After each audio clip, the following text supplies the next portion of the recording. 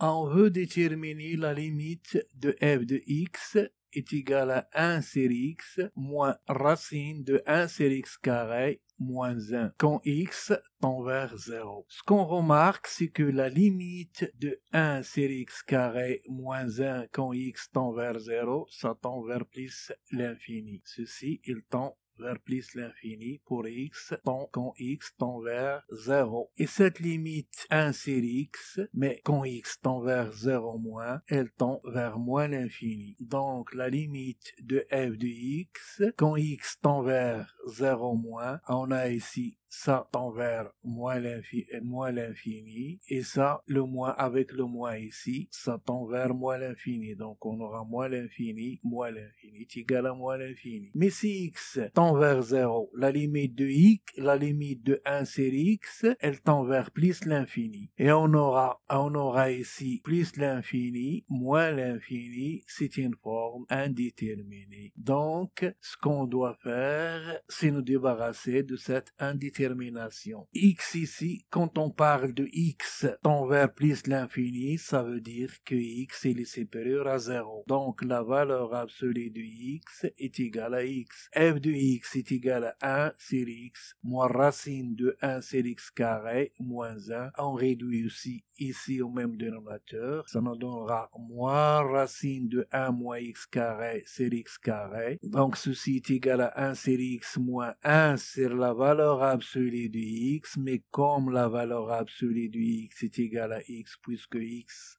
est supérieur à 0, donc on aura f de x est égal à 1 moins 1 sur moins racine de 1 moins x carré, le tout sur x. Donc f de x est égal à ça, on multiplie ici par 1 plus racine de 1 moins x carré, et au dénominateur aussi par 1 plus racine de 1 moins x carré. Ça va nous donner x carré sur x facteur de 1 plus racine de 1 moins x carré. Enfin, f de x est égal à x sur 1 plus racine de 1 moins x carré.